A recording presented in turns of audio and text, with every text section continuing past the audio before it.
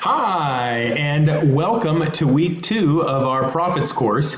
This week is entitled Introduction to Biblical Prophecy 2. Last week was Introduction week 1. And let me get rid of me and on to our stuff. So we have our two goals this week: to identify literary devices in Habakkuk that make its poetry powerful and problematic for readers and interpreters. And that really is the essence of this week. Habakkuk is a phenomenal book, widely ignored by churches because it is problematic for readers to understand what really is happening. Is it literal? Is it figurative? Is it somehow futuristic? But the poetry is really powerful. Then to demonstrate an understanding of how prophetic literature uses poetic devices to impact its readers. So we're going to be using an understanding of Hebrew poetry to unpack the meaning of Habakkuk. Now, you have one assignment this week that has two parts. So while reading Habakkuk, look for examples of the items listed below and record your results using the table below.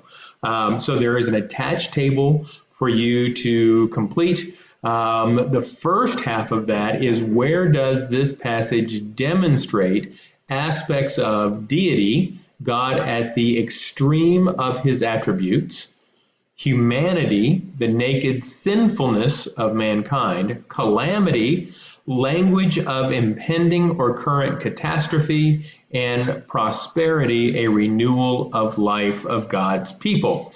There's a hint there at the end looking at where to look to understand each of these a little more. You're to record 10 examples using at least one of each of these. So there are 4, which means likely you're going to use 2 of each, but you have to use at least one of each with 10 examples.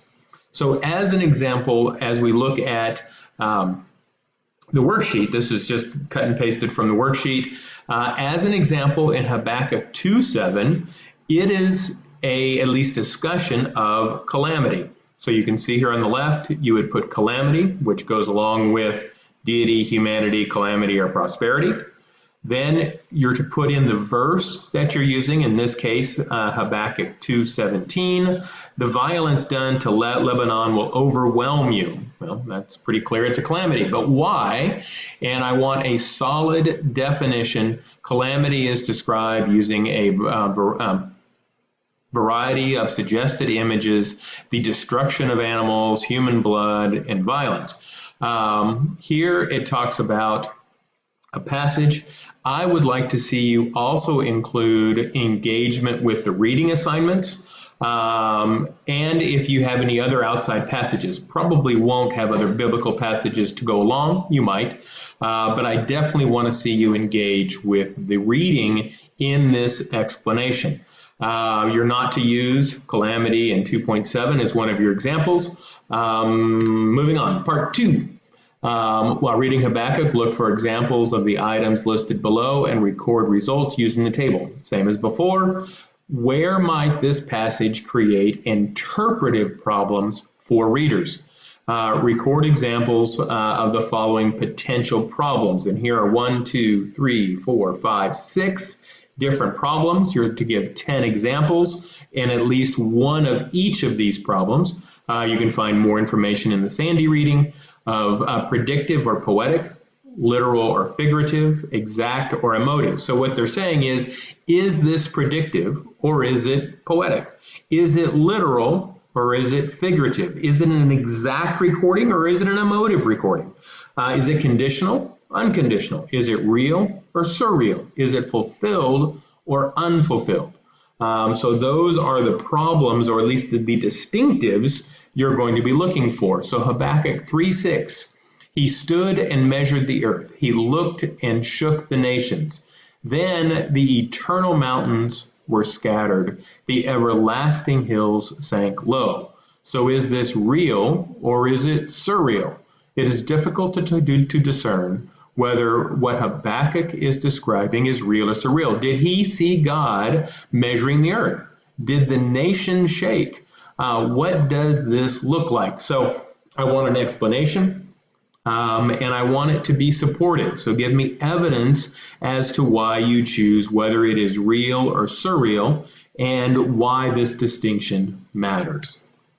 So that's all for this week. You have a lot of reading. We're looking at poetry. We're looking at interpretive problems.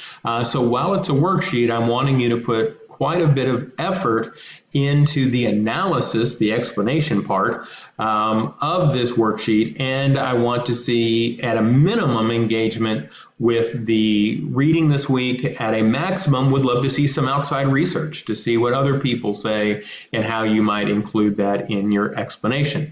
Call me or email me with any questions. I am traveling at the middle of this week. On Saturday, I'm heading back to the U.S. for a few days. But I'll be available by email and by phone as needed. So have a great week, and I'll talk to you soon.